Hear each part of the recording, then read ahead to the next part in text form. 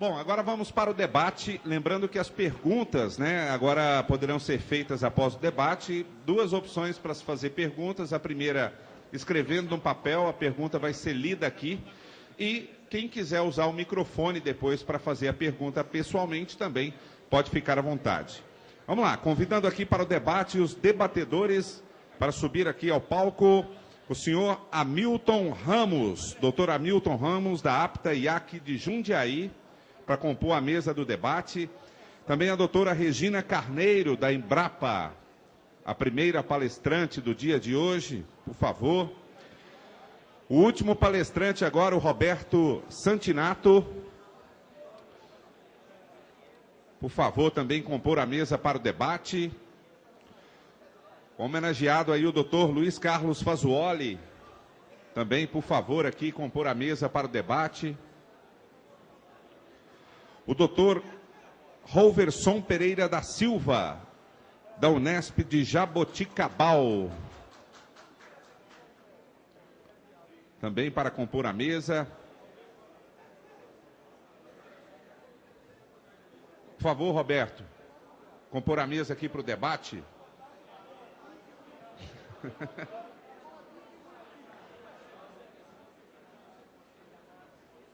E o mediador desse debate será o engenheiro agrônomo Florindo Dalberto, presidente da IAPAR.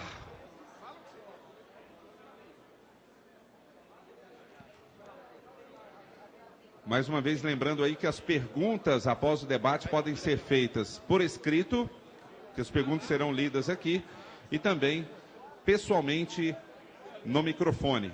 Vocês podem ficar à vontade. Então, começamos agora o debate com os ilustres convidados que compõem a mesa.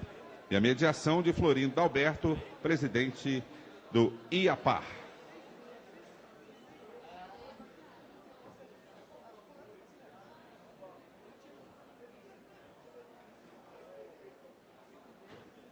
Bom, pessoal, minha saudação a todos.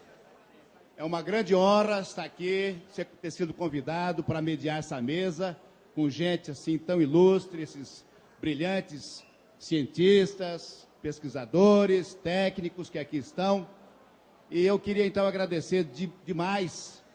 A primeira razão pela qual fui convidado que foi para mediar a mesa. Queria agradecer ao professor doutor André Fernandes, que eu acompanhei a sua trajetória desde lá os tempos de Campinas. Quantos anos o André tinha lá, Durval? Estava no colegial, acho, né? Acompanhei, que eu fui colega lá do Durval Fernandes, lá em Campinas, na década de 80, quando trabalhamos junto. Eu acompanhei, então, a formação do André. E é uma alegria ver, assim, agora um professor, um pesquisador tão brilhante aí, dando tom no Brasil em torno de cafeicultura irrigada. E eu queria agradecer também por estar aqui ao nosso presidente da ACA, o Nivaldo. O Nivaldo é um cara, gente, que faz falta para nós lá no Paraná, viu? Cadê o Nivaldo? Saiu? Foi? Tá lá, Nivaldo. O Nivaldo é paranaense, de Cianorte, a cidade onde eu tenho grandes parentes. Fez um pit stop em Londrina por 2, 3 anos. Aí, essa parada em Londrina, ele estava trabalhando num banco. Então ele sentiu o cheiro, o gostinho de dinheiro e veio para cá. Veio para cá naquela fase pioneira, né?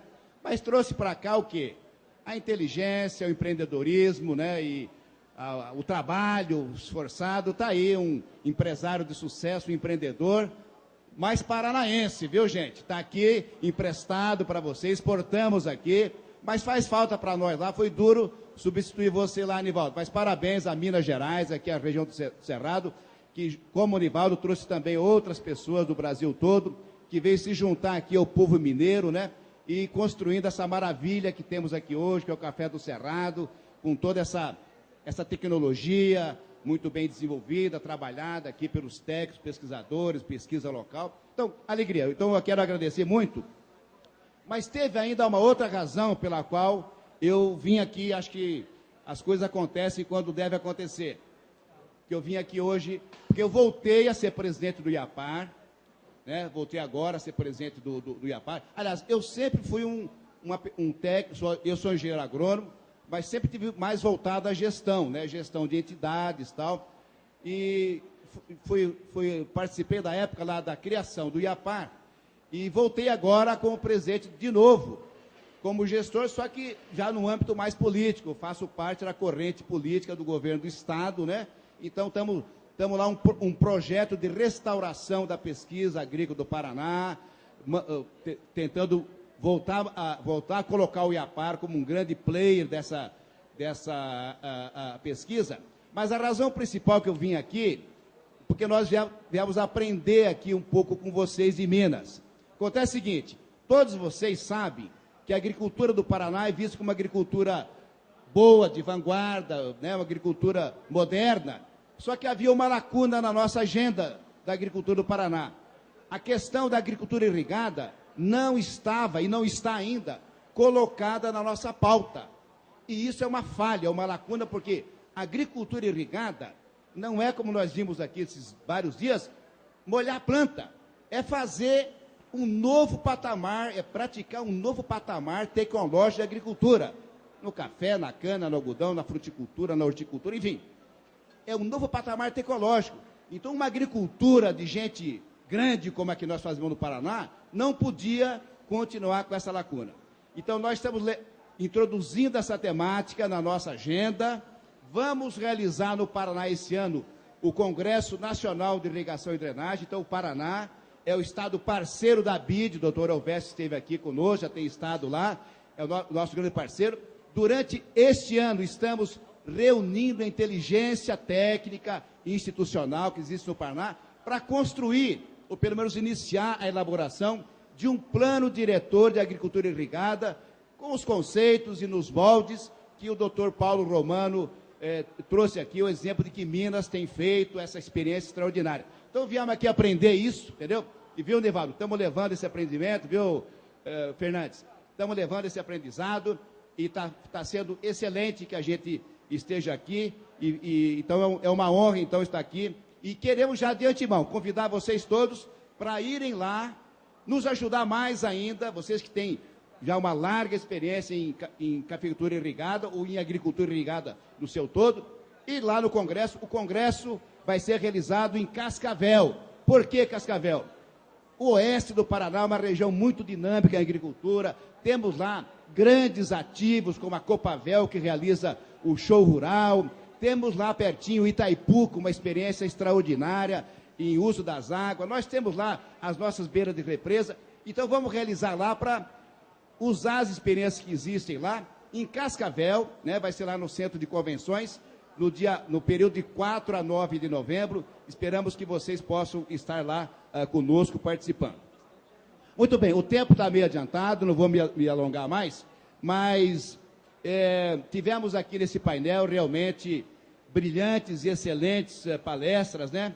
Primeiro a doutora Regina que também é do IAPAR, gente, ó, começou lá no IAPAR, como pesquisadora do IAPAR, a gente vai exportando inteligência para o mundo, vocês estão percebendo isso, né?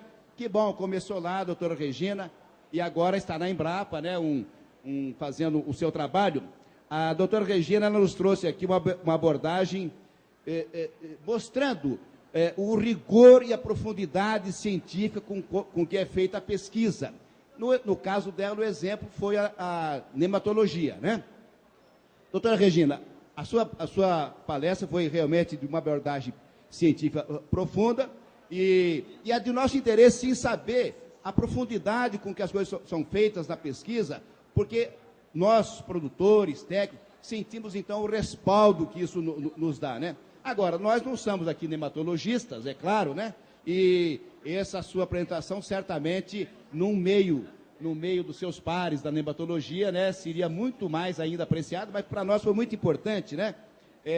Mesmo não estando no Congresso Científico de Nematologia, conhecer aqui, né, essas abordagens.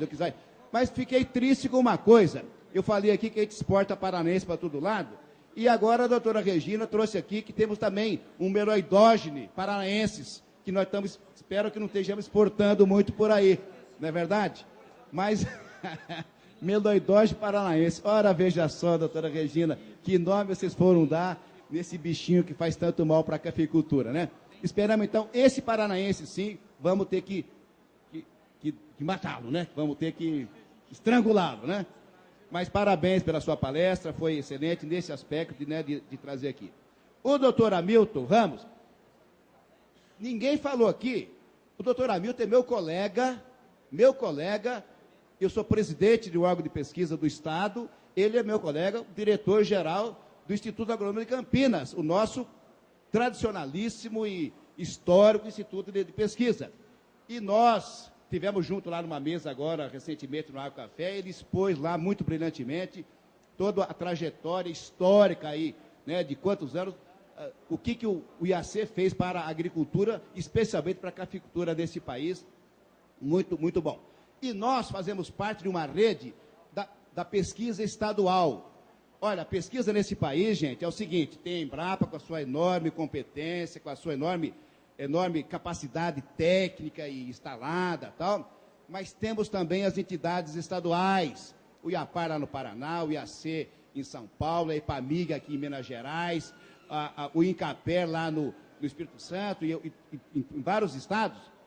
E essa pesquisa é fundamental de ser apoiada também, ser fomentada, incentivada, porque nós temos a capilaridade, nós estamos aí vivenciando o dia a dia e as realidades locais e regionais de cada estado. Então é importante que, juntamente com a Embrapa, o Brasil mantenha essa grande rede, né? Juntamente com as outras iniciativas que aí estão de pesquisa, nas empresas, nas cooperativas, nas consultorias, mas nós temos que juntar tudo isso numa rede. Alguém pode falar assim, mas estão duplicando o investimento. Olha, duplicação de trabalho competente só gera benefício. O que não pode duplicar nesse país é vagabundagem, tá certo? Agora, quando é trabalho bom, mesmo que seja duplicado, o resultado sempre vai aparecer, porque está se investindo em competências, como tem as competências institucionais das nossas entidades, e o IAC, obviamente, é um grande exemplo disso. Mas o doutor Hamilton veio aqui como pesquisador e trouxe-nos aqui essa visão, né, da tecnologia de aplicação, aliás, uma área fundamental aí, que pouco estudada, e trouxe aqui uma palestra instigante sobre muitas coisas que se fazem aí com desconhecimento. A agricultura hoje em dia, gente, é coisa de gente grande, é com profissionalismo, é com competência. Tem agricultura como a de precisão, que colocada aqui pelo Santinato, tem que ser com gente que entende, é a inteligência brasileira, é a agronomia brasileira que tem que estar em campo, né? E se fôssemos praticar tudo que existe já hoje da agronomia, nós precisaríamos, mais do que multiplicar por 10 a escola de agronomia desse país para formar gente competente, para fazer tudo que pode ser feito ali no campo, aplicando o conhecimento e a ciência que já existe. Então, doutor Hamilton, parabéns pela sua colocação aqui. O doutor Roberto Santinato trouxe aqui uma coisa extraordinária, uma área nova no Brasil, que o Brasil, com esse grande player agrícola que não pode deixar, a visão geral, né, da aplicação das ferramentas da agricultura de precisão, nas suas diversas formas, né, na cafeicultura. Ele mostrou aqui, é uma coisa até meio inicial ainda, mas a importância da metodologia, né? Vocês estão aqui, como fazer isso, como trazer, como aplicar. É importante que tenha gente aqui, essa questão das amostragens, formação dos padrões e assim por diante. Enfim, temos um material enormemente aqui e que por sorte, temos na mesa aqui gente de igual competência dos palestrantes, né? Que estão aqui, que vão também opinar sobre o que aconteceu, antes de ouvir vocês com algumas coisas certamente importantes aqui trazendo.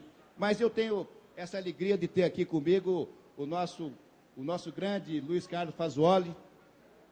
O Luiz Carlos Fasuoli, né, que, como foi dito aqui hoje, na sua homenagem, por sinal, muito merecida, viu, Fasuoli? A sua homenagem capilar, né, nesse sentido, né? Mas ele um grande continuador do trabalho enorme, maravilhoso, doutor Alcides Carvalho, né? E que lá do IAC, quanta contribuição para a cafeicultura brasileira e mundial. O doutor Alcides Carvalho ganhou uma vez, gente, olha como nesse Brasil, nesse país, a gente não valoriza aquilo que tem que ser valorizado. O doutor Alcides Carvalho ganhou uma vez, Fasuoli lembra disso, uma homenagem da Costa Rica, do governo da Costa Rica. Veio aqui o cônsul, né, lá em Campinas um dia, o cônsul e mais autoridades, para fazer entrega.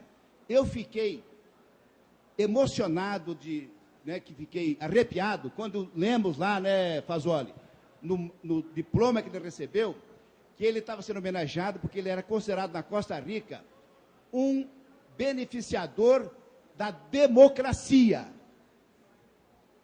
O Brasil não soube disso. Pouca gente, a imprensa nem noticiou muito aquela homenagem. Aquilo nos arrepiou a todos que estavam lá, né, Fazoli?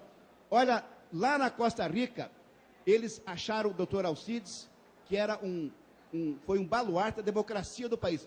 Quiseram saber por que aquela colocação. Porque com a variedade de catuai que tinha sido implantada na Costa Rica, o catura e o catuai, mas basicamente o catura, que foi a variedade levada daqui e colocada lá, o país Costa Rica, que teve no café a grande baluarte, foi uma forma de estabilização política no país, em função do café, da distribuição de renda que ele promoveu e que fez aquele país lá um exemplo de país desenvolvido em plena América Central. E eles valorizavam isso e homenagearam o criador da variedade, né, que teve para ele naquela visão. E nós do Brasil, né, muito pouco valorizamos cientistas ou resultados como esse que realmente trouxeram uma enorme contribuição ao país, haja visto o que no nosso caso, o próprio café fez aqui, né? Ó, estou me alongando muito, vou passar a palavra primeiro para o Fazoli, mas depois teremos também o doutor Robertson, que seria o outro debatedor. Doutor Robertson, desculpe, lhe conheço pouco, mas sei que você é da Unesp de Jaboticabal. A Unesp é uma grande universidade com enorme tradição. Lá em Jaboticabal, um curso de agronomia e de agrárias muito forte, muito competente. E sei que o senhor... Melhor faculdade de agronomia está aqui dizendo o doutor Hamilton, né? Então, é uma mesa realmente brilhante. Eu até fico aqui até meio desenchabido, né, de ser convidado para uma mesa dessa. Ô, André, obrigado, viu? Não merecia, mas eu faço aqui humildemente, então, o meu papel de moderador, mas realmente no grande alegria. E, obviamente, tendo em vocês depois aí um público que vai também dar uma enorme contribuição para a gente dar um fechamento aqui nessa temática extraordinária que foi o painel dessa manhã. Então, sem mais delongas, vou passar aqui para os comentários do Luiz Carlos Fazoli, doutor Fazoli. Só pedindo a gentileza para a gente ser mais breve, que tem umas 10 perguntas ali, mais gente querendo fazer pergunta. Me fala o tempo agora, para não acontecer igual aconteceu na apresentação. Põe o tempo dele lá, André. Não, porque eu tenho várias considerações aqui, mas eu posso resumi-las. Já está zerado? Pessoal, uma boa tarde a todos. Evidentemente, a minha especialidade, todo mundo sabe, é a parte de melhoramento de café, mas eu vou fazer uns comentários aqui, tentar interligar. Olha lá. Vou tentar interligar aqui. Eu acho que eu posso até dar algum subsídio aqui na agricultura de precisão, dizendo o seguinte, que isso é um alerta para vocês também. A cafeicultura de precisão, no plantio, é a grande oportunidade de vocês iniciarem uma cafeicultura de precisão. Eu alertei na minha palestra, quando escolher variedades, então vocês têm a chance de ver o solo, fazer as análises do solo de uma maneira melhor do que estaria sendo feita, corrigir esse solo, ver as variedades de café, qual a variedade que vai adaptar de acordo com os critérios que eu coloquei aqui, verificar essa recuperação do solo. Se o solo tiver problema de nematóides, esse trabalho que a Regina vem fazendo aí é fundamental. Há que recuperar o solo antes de plantar, do ponto de vista biológico, do ponto de vista físico e do ponto de vista de nutrição, de adubação, etc. Então, sobre esses 3 pontos de vista, físico, químico e biológico. E aí entra as variedades adequadas para ser plantada na agricultura de precisão, o espaçamento adequado, uma programação de quebra-ventos que não é usado, que tem problemas sérios aqui em vários locais, as pragas, raízes, agora o controle químico. Se não houver esse tipo de trabalho que o Humberto apresentou aqui, de água, de dosagem, enfim, dos produtos químicos de uma maneira adequada, vai falhar. Então, eu acho que é uma grande possibilidade. No plantio, o Santinato não abordou muito no plantio, mas eu estou só dando esse reforço, Santinato, que no plantio é a grande oportunidade para fazer a cafeicultura de precisão. Agora, outro ponto aí que eu queria dizer são as lavouras já estabelecidas, que você apresentou muito bem aqui. São 3 coisas que me deixam em dúvida. Primeiro, esse meio hectare, por exemplo, você disse que é o ideal. Eu não sei a factibilidade disso, do ponto de vista prático.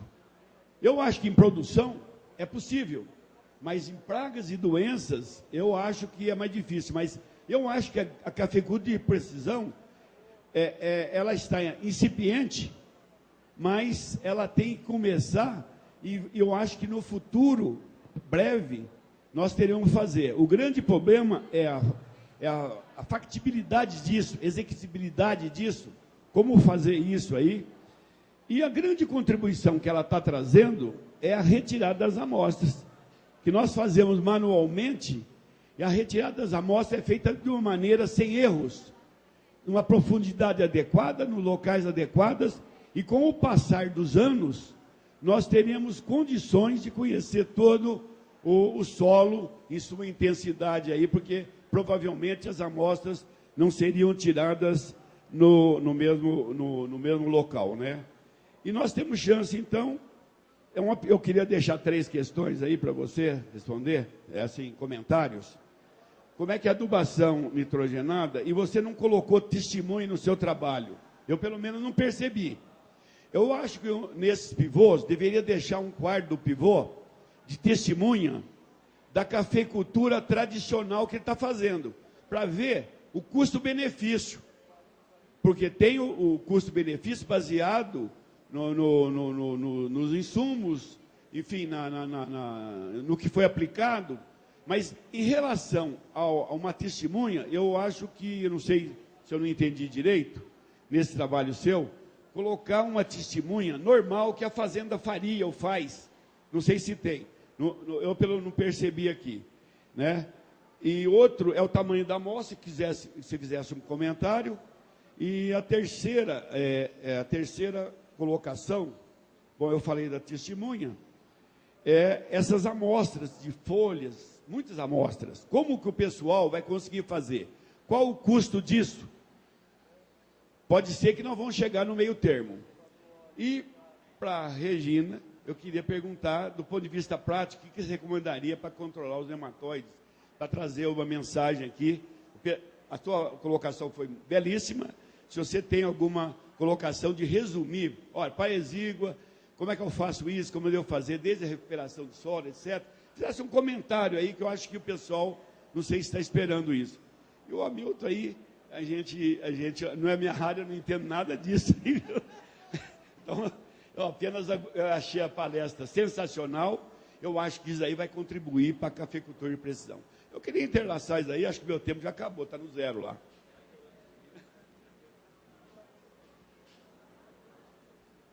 Isso, exatamente. Vamos fazer o seguinte, o segundo debatedor, o Roberts, também faz os comentários dele, depois passamos para os comentários dos palestrantes, né? Assim já fica, depois abrimos para o público. Bom dia a todos. Eu gostaria inicialmente de agradecer o convite do Nivaldo e do André para participar desse debate, né? É um prazer estar aqui com vocês, ainda mais na companhia de pessoas tão ilustres e com conhecimento tão grande, né? O tempo é curto, então não vou nem falar das qualidades de cada um deles, mas já foi bem falado aqui pelo Florino. Eu vou abordar aqui na minha fala mais a parte de agricultura de precisão, porque está mais ligada com a minha área de atuação. Eu sou engenheiro agrícola, formado em Lavras, e sou professor da Unesp de Jabuticabal na área de máquinas e mecanização agrícola. Então, está mais no meu domínio, né? Mas antes disso, eu gostaria de dizer que tanto na fala da professora, da doutora Regina, quanto do Hamilton, eu vi e do Santinato, eu vi um eixo comum, que é a questão da variabilidade, tá? De forma direta ou indireta, isso me chamou a atenção quando vocês apresentaram os resultados de vocês. Então, eu acho que a variabilidade é a palavra-chave para a agricultura de precisão, tá? A função da agricultura de precisão é reduzir a variabilidade, para que você possa aumentar a lucratividade, minimizar os custos. Então, acho que isso é o foco que nós temos que bater quando se fala em agricultura de precisão. E a agricultura de precisão ela está baseada em 5 pilares, né? Um sistema de informação geográfica, preciso ter softwares capazes de interpretar tudo que eu estou fazendo. O GPS, que é o posicionamento, né? O uso de sensores, a gente vai falar um pouco mais sobre isso. A aplicação à taxa variável e o monitoramento da produtividade. Tem muita gente que faz monitoramento da produtividade e acha que está fazendo agricultura de precisão. Isso é só um passo, normalmente é o início, né? Mas tem muita mais coisa para ser feita.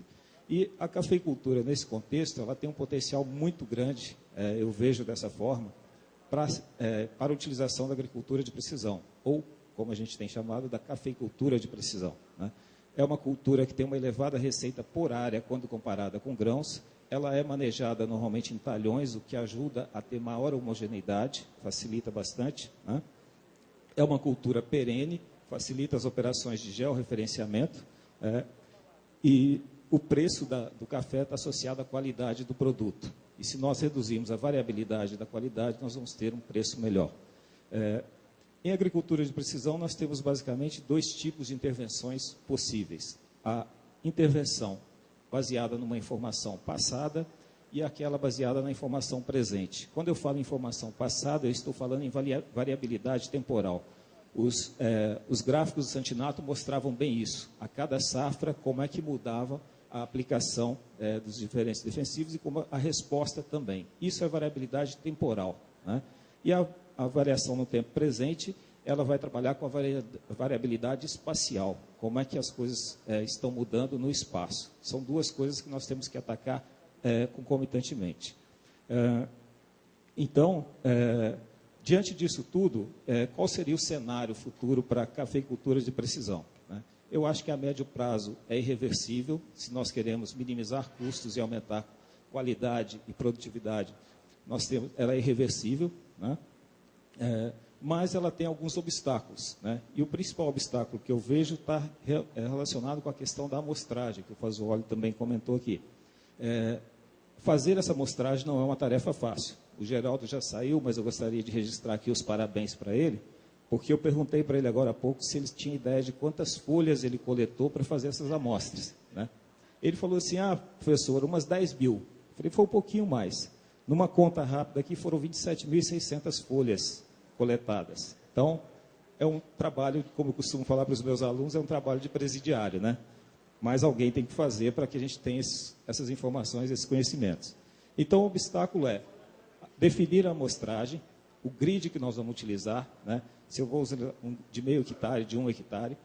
E, associado a isso, nós temos 2 outras questões para finalizar. A gestão da informação, né? Nós temos que transformar esses dados em informações e extrair dessas informações as atitudes corretas para fazer a intervenção. Essa é a grande questão. Não adianta nada eu ter um mapa lá bonitinho e não saber o que fazer. E sabendo o que fazer, como fazer, aí entra outra questão que é o sensoriamento, né? A forma de utilização de sensores. Coletar amostras, retirando folhas, é uma tarefa árdua. Se eu tiver equipamentos, sensores, que seja por emissão de raios, de luzes, de cores, ou qualquer coisa afim, eu consigo obter respostas, né? Como o clorofilômetro é um exemplo disso. Se eu puder usar isso em uma máquina, eu consigo otimizar o processo de amostragem, certo? Então, acho que as grandes questões são essas aí. A gente precisa como fazer para otimizar essa amostragem. Santinato já comentou aqui, a gente tem um trabalho avaliando colheita de café, os lados da planta, os diferentes lados, e a gente tem resultados interessantíssimos, mostrando que realmente é necessário uma atuação diferente da máquina em termos de regulagem da vibração das hastes de um lado e de outro da planta, né? É até uma pena, Santinato, que nós não fizemos esse trabalho na mesma área que vocês fizeram, né? A fazenda era a mesma, mas o talhão era outra, porque a gente poderia agregar essa informação. Então, nós temos uma série de coisas aí, ele já comentou de algumas máquinas que nós já conversamos aí, que a gente vai tentar fazer algumas melhorias. Então, a solução é essa, a questão é essa, como fazer a amostragem para poder ter essa resposta num tempo rápido e com a precisão adequada. E essa questão vale tanto para o Santinato quanto para a doutora Regina e para o Hamilton, que, como eu disse, também abordaram assim, en passant, essa questão. Obrigado.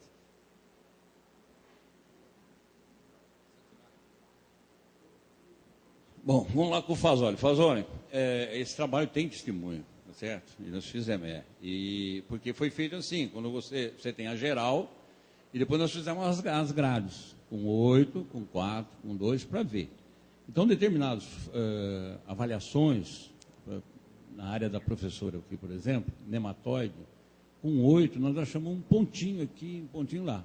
Quando chegamos no meio, 26, quase 30% do pivô está contaminado. Agora, se eu vou nessa área contaminada, eu levo a senhora lá, a senhora vai lá, tira, fala, nossa, Santinato, aqui tem um paranaense, deixa ele para lá, né? Mas tem um paranaense. Aí o que eu vou fazer? Eu vou correr lá no IAC e falar, olha, arruma a tampa que lá danou. Não é isso? Então, olha o que eu vou fazer. Vou arrancar uma lavoura para pôr o patã. Mas o resto não tinha nada.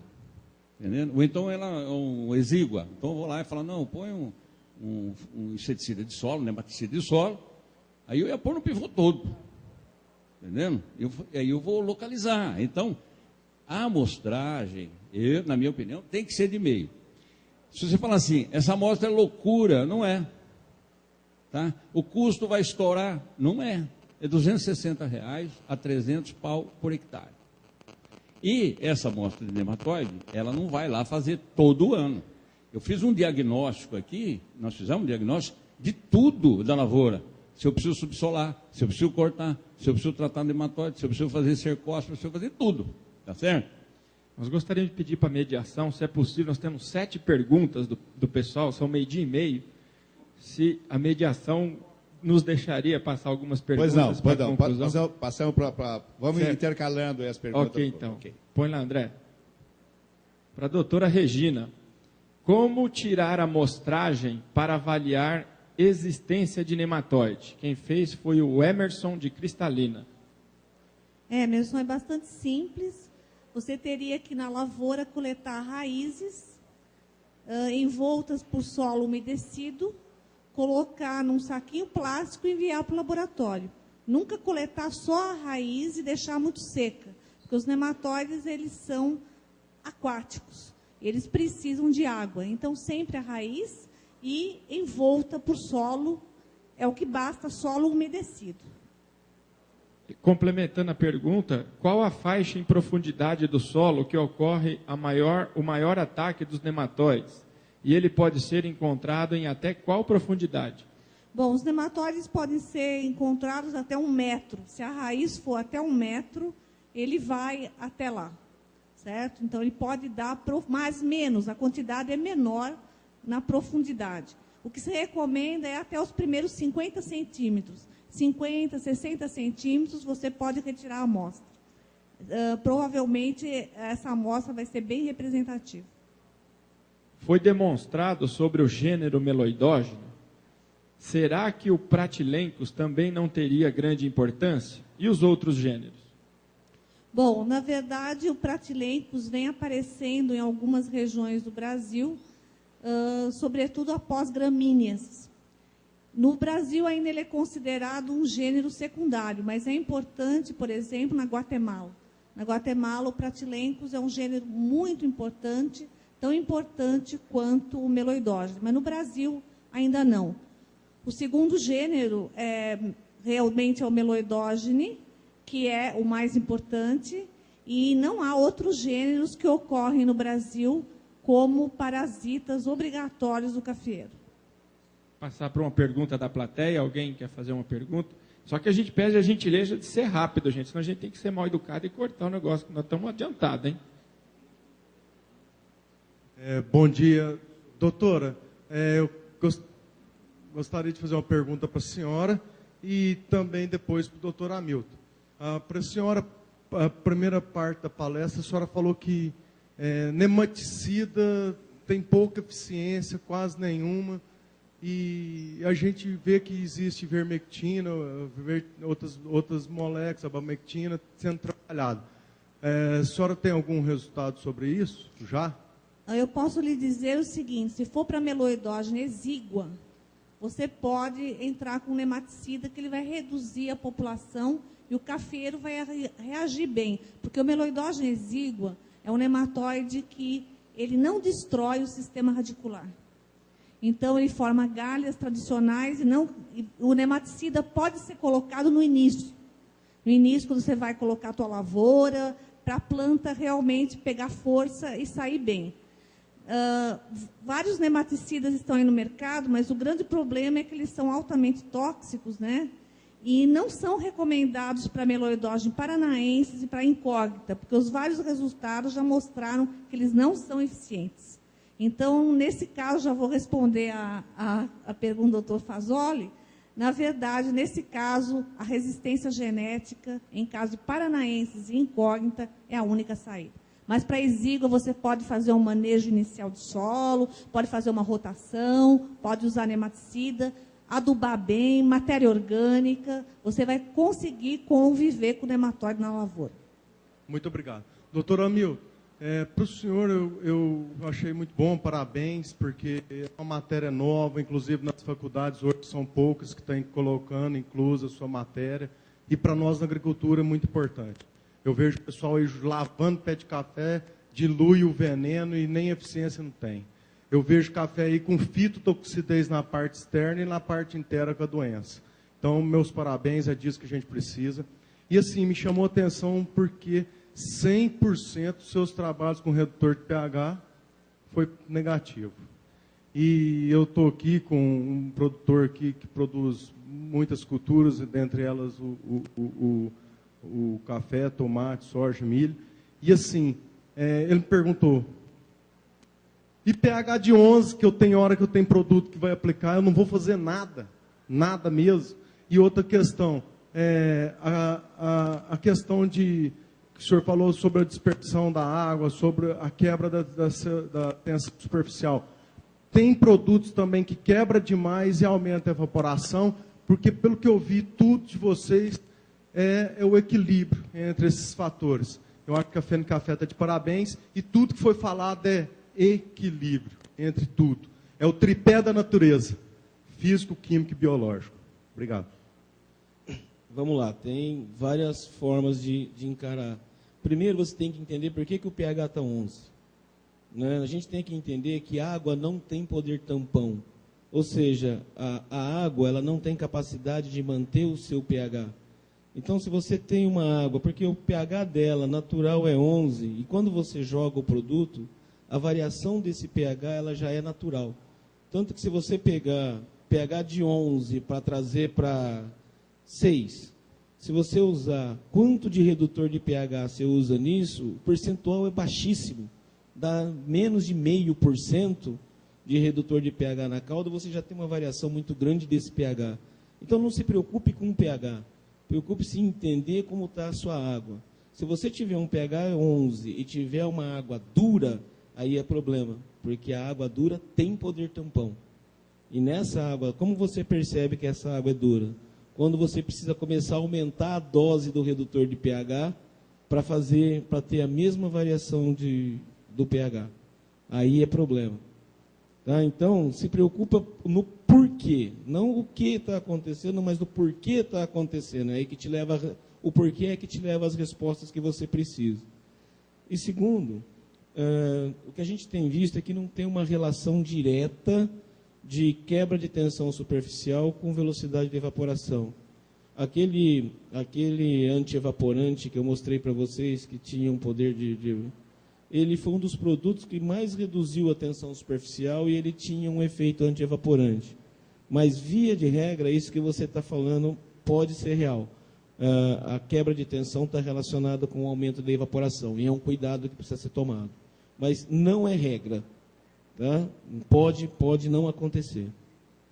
Doutor Hamilton, ainda nessa linha aí, o pessoal está pedindo para que o senhor sugira alguma literatura em relação ao assunto, aos adjuvantes.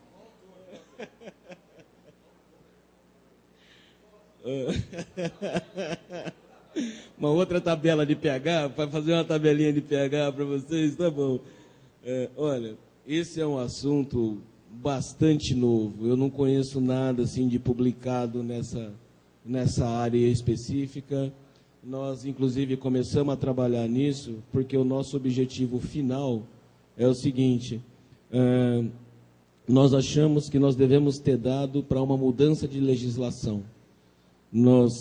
Os adjuvantes, eles não podem ser classificados como agrotóxicos e ter todas aquelas exigências, mas eles também não podem ser classificados como adubo foliar e não ter exigência nenhuma. Tem que ter uma legislação, uma gama de ensaios específicas para adjuvantes. E o nosso sonho é que essa tabelinha venha no rótulo com, por exemplo, notas de 0 a 10 para espalhamento, para efeito adhesionante, para efeito penetrante. Então, quando o produtor for, ele tem essa tabela com notas de 0 a 10 e ele sabe, olha, eu quero um espalhante, eu vou aquele onde a nota para espalhamento é maior do que a nota para efeito penetrante, por exemplo. Tá? E dá essa opção. Mas realmente não existe infelizmente ainda, nós estamos com mais de 30 produtos no laboratório em análise, que nós compramos esses produtos no mercado, mas o nosso objetivo não é chegar e falar, esse é bom, esse é ruim, esse não presta. Não. Dentro dos 30 produtos, nós estamos desenvolvendo métodos, comparando e vendo realmente qual é a variabilidade, como o Robert disse, né? Qual é a variabilidade de resultados para a gente saber em que linha trabalhar exatamente. Mas, infelizmente, ainda não tem. Doutor Hamilton, novamente do doutor Giuliatti, da UF. Para o senhor comentar sobre o espalhamento em função da concentração do ativo, ou seja, o que é melhor seria espalhar as gotas menos concentradas ou ter gotas menos espalhadas e mais concentradas? Também depende, né? Quando a gente trabalha, aí vai um curso, mas vamos lá, vamos tentar entender. Por que hoje nós temos produtos recomendados em concentração e produtos recomendados em dose por hectare? Né? A recomendação da dose do produto está diretamente ligada com o volume de aplicação. Ou seja, se eu tiver partindo do zero, quanto mais água eu aplico, mais cauda a planta consegue reter. Isso é verdade até o ponto de escorrimento. Se eu partir do ponto de escorrimento, eu posso aplicar quanto de água eu quiser, que a quantidade de cauda que a planta retém é a mesma coisa. Tá? Ótimo. Se você estiver trabalhando nessa parte, e você está trabalhando volume de água nessa parte, se você trabalhar volume de água, a quantidade retida na planta é a mesma coisa. Tá? Então, nessa fase, é onde você trabalha com o produto em concentração, para você ter certeza que a parte que parou na planta é constante. Quando você abaixa do ponto de escorrimento, para manter aquela mesma quantidade de ativo, você pode variar o volume de água, mas você tem que começar a variar a quantidade de ativo naquele volume de água para manter a mesma quantidade de ativo na planta. Ótimo. Se você estiver abaixo do ponto de escorrimento, como é o caso do café, as doses são por área, por hectare. Então, quando eu tiver um produto com os dois, eu tenho que analisar. Se eu olhar na planta e conseguir identificar as gotas, minha dose é por hectare. Se eu conseguir identificar um filme líquido ou um escorrimento, a dose que eu vou usar é a dose em concentração. Tá? Dentro dessa ideia do Giuliatti, hoje, a nossa recomendação é trabalhar com volume de cauda, não por hectare. Porque se eu pegar um café de 2 anos e de 6 anos, o volume por hectare é totalmente de folha por hectare, de área tratada por hectare, é totalmente diferente. Tá? Então, hoje, a nossa recomendação, já existe isso para citros, existe para café, é trabalhar com a dose por metro cúbico de copa. Ou seja, quantos metros cúbicos de copa eu tenho num hectare, e é isso que vai me ajudar a trabalhar volume de aplicação. E o volume de aplicação está ligado àquela cobertura. Desde que eu tenha uma quantidade de ativo por metro cúbico de copa adequado a fazer esse controle, eu prefiro mais espalhado, tá? Dependendo do produto, mais espalhado com menor concentração. Se eu tiver um produto de baixa redistribuição, de alta redistribuição na planta, né? Vamos pegar a carona do Santinato. Se eu estiver trabalhando com um fungicida sistêmico com uma alta movimentação na planta, eu não preciso daquela cobertura toda. Por quê? O próprio fungicida vai se espalhar depois que chegou na planta. Então, eu posso trabalhar com uma cobertura menor e mais concentrada, porque eu concentrando a gota, eu acelero a velocidade de penetração, porque aí eu aumento a concentração na gota e aumento a velocidade de penetração. Então, vai do que eu estou usando. Se eu estiver usando um cobre, eu prefiro espalhar. Se eu estiver usando um fungicida de penetração, eu prefiro gota mais concentrada. Uma pergunta da plateia, mais 5 minutinhos para a gente passar para a conclusão da mediação. Alguém?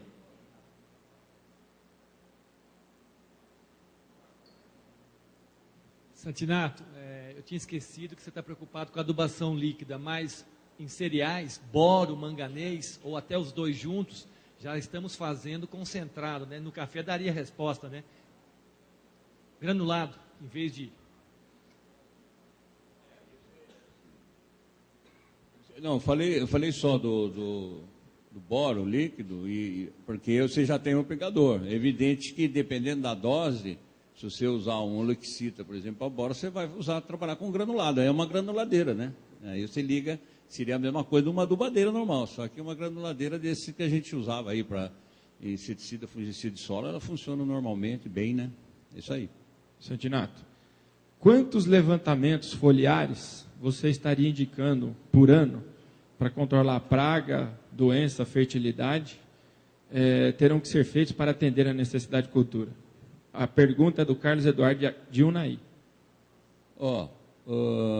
Vamos faz o que você faz normal, ou seja, normalmente a gente faz na pós-colheita, acabou o período de nutrição normal, que aí ele coincide com o final do tratamento fitossanitário e o início do tratamento para preparo para a colheita, você faria a amostra de solo, você tem umidade no solo, você pode fazer o nematóide, você pode fazer a cigarra. Então, a amostra de solo, vamos fixar nisso, a gente só faria uma por ano e, eventualmente, outra, se tivesse, no primeiro mapeamento, se tivesse, era altamente deficiente. Aí você iria corrigir elas, né, pela agricultura de precisão e depois, uns 6 meses depois, fazer uma checagem. Mas, numa forma geral, seria uma amostra por ano de solo, 0,20, né? E uma amostra de folha no meio do programa nutricional seu, que aí também você pega o meio do programa de fitossanidade. Por exemplo, você fez foma em outubro, tal, aí você entrou em dezembro com ferrugem. Eu vou fazer a minha análise de folha em janeiro, eu fazendo a avaliação de ferrugem, eu sei se o meu programa está legal, eu sei se a foma e as coquitas funcionou, e eu sei se os nutrientes que eu apliquei, que seria mais ou menos 50% das doses até dezembro, eles estariam sendo suficientes para a lavoura.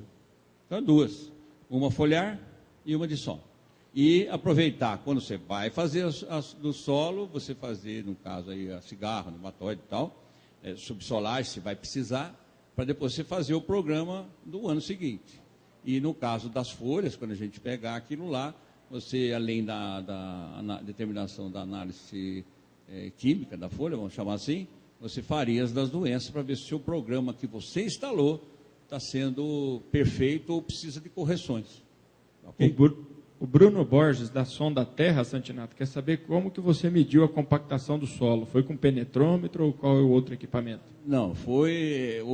O ideal é você ter penetrômetro. Não tinha jeito de fazer sem amostra de penetrômetro. Então, ela foi na base do trado, entendeu? Esse adensamento foi em função de ser superficial ou subsuperficial. Porque se é superficial, você vai fazer uma escarificação, trabalha 15, 20 no máximo. E se for subsuperficial, você tem que afundar, né? E o José Carlos de Unai está dizendo que ele tem um calcário dolomítico com a relação 2 de cálcio e 1 de magnésio. Ele pergunta se é aconselhável utilizar esse calcário com taxa de aplicação de magnésio. Como o magnésio? Olha lá, é aconselhável usar este calcário com taxa de aplicação de magnésio maior no café? Eu creio que ele... Depende da análise que ele tem no solo, né? Eu acho que ele está perguntando. Se o solo tiver, se você tem, vamos supor, 40, 60 você tem que procurar levar o cálcio para 40, 60 da CTC, levar o magnésio de 12 a 20, e o potássio de 3 a 50. Você tem que fazer essas contas. Quanto que eu tenho de cálcio, vou jogar tanto, provavelmente vou levantar ela para 50%, né? O que se usa em café, a gente nem fala mais em calcário, mudou a legislação tudo, já tinha calcítico, magnesiano e dolomítico, né? Então, hoje, o geral, em qualquer área de café, seja aqui na terra do meu amigo, no Paraná, onde você tem terras férteis, que já não são mais, né? Esgotadas, seja aqui no Cerrado, que pedologicamente deles já vieram terras de baixa fertilidade, a deficiência de cálcio e magnésio é generalizada. Então, você tem que usar um dolomítico. A relação boa de dolomítico é esse. E se fizer uma correção rápida, você usa a cal magnesiana, que tem 60 de cálcio, 30 de magnésio e 180 de PRNT. Você corrige em 2 meses. Tá certo? Então, pode usar, não tem erro, não. Pessoal, então nós vamos dar por encerrado. O presidente pede para que a gente encerre aqui em função do debate que a gente vai ter sobre o mercado mundial de café. Os palestrantes já estão. Eu passo para a mediação da mesa para fazer as conclusões e terminar nossos trabalhos. Muito obrigado. Muito obrigado. Pessoal, olha, quero parabenizar todos que ficaram aqui até agora e dizer o seguinte, que a cafeicultura do Brasil fica melhor depois de um painel como esse aqui. Porque hoje em dia, a agricultura, especialmente a cafeicultura, produtiva, econômica, eficiente, sustentável, só se faz com isso que nós fizemos aqui hoje. Pegando o conhecimento das pessoas que detêm o conhecimento, partilhando e pondo em comum. Então, é nesse sentido que um painel como esse aqui e os demais do FENICAFÉ certamente contribuem para o progresso da cafeicultura brasileira. Portanto, quero agradecer penhoradamente aqui, parabenizar o Dr. Robertson, o Dr. Fasuoli, os debatedores, doutor Hamilton, doutora Regina, Roberto Santinato, meu ex-colega lá de Campinas, trabalhamos juntos 5 anos lá, fazendo um projeto que só foi acontecer 15 anos depois, que a Fundação do Café, que aconteceu anos depois com o Consórcio Brasileiro de Pesquisa de Café, que a Embrapa está conduzindo com as entidades estaduais e outras, né? Mas que faz com que o Brasil tenha hoje a maior pesquisa cafeira do mundo. Isso nos dá orgulho, mas também nos dá o compromisso de que nós temos que continuar trabalhando para manter a competitividade da nossa cafeicultura. Parabéns e uma palma para vocês aí do plateia que ficaram até agora.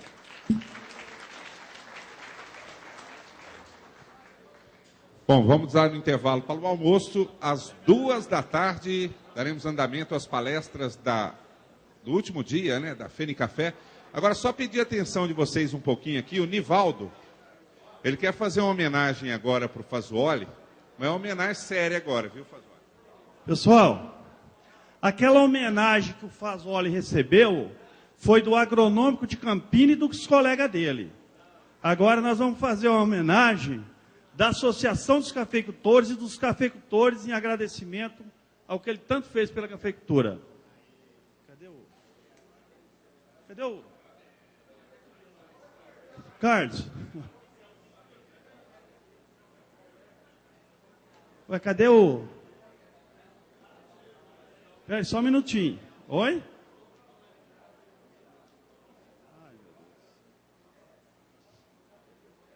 Só um segundinho, que esconderam bem escondido aqui.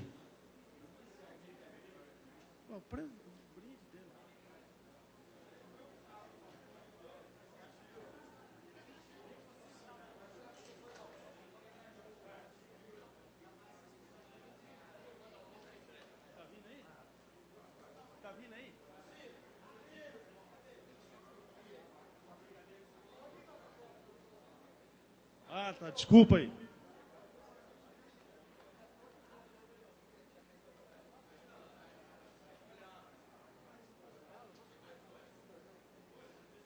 Fasuoli, muito obrigado. Tá? Essa aqui é dos cafeicultores e da Associação dos Cafeicultores, tá?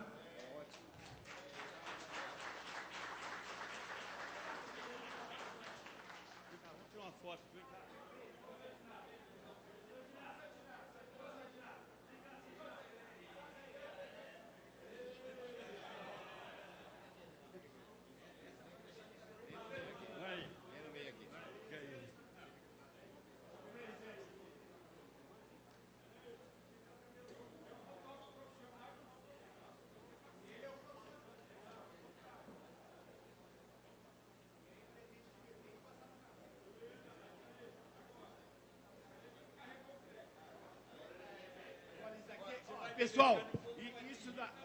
Obrigado tudo. Eu vou perguntar uma coisa indiscreta. É afrodisíaco isso? Se for, é melhor, hein, pessoal? Porque depois 200... Nada.